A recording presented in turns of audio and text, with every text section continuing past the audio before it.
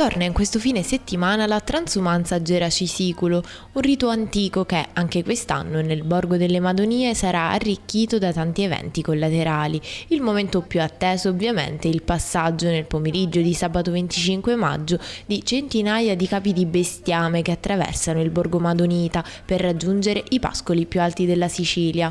Decine e decine di pastori e migliaia tra mucche, pecore e altri animali si spostano dalle loro contrade per riunirsi mano a mano che si risale la montagna fino ad arrivare a Geraci Siculo, uno dei comuni del circuito turistico Bella Sicilia, e poi ancora più su alla ricerca di temperature miti e prati verdi. La transumanza è l'evento che da sempre segna nel calendario degli allevatori geracesi l'inizio dell'estate. Da diversi anni ormai la transumanza è anche diventata un'occasione di promozione turistica unica nel suo genere, che offre la possibilità di assistere dal vivo a un rito ancestrale che affonda le sue radici nella notte dei tempi.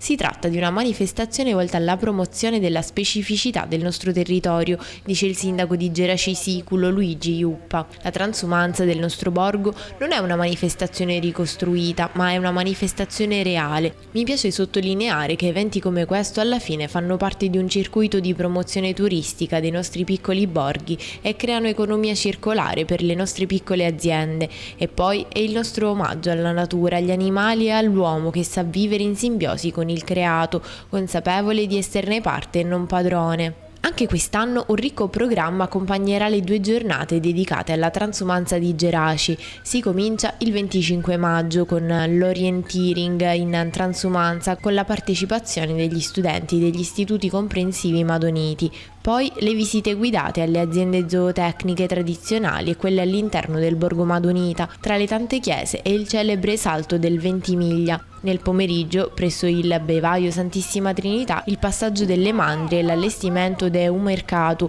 una sorta di caseificio di altri tempi in cui vengono preparate la tuma, la ricotta e la quagliata che vengono offerte ai partecipanti alla manifestazione.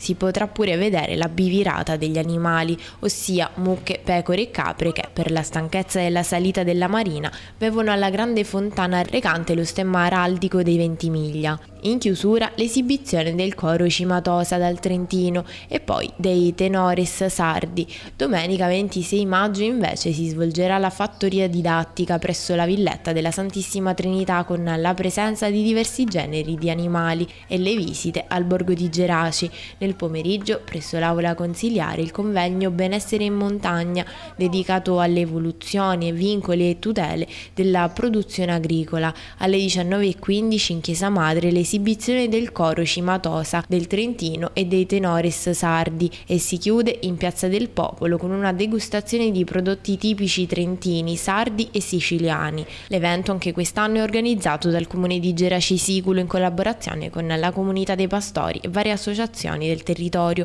come Edizione Arianna, la Proloco e Fagral ed è patrocinato dall'Assessorato Agricoltura, Sviluppo Rurale e Pesca Mediterranea della regione siciliana.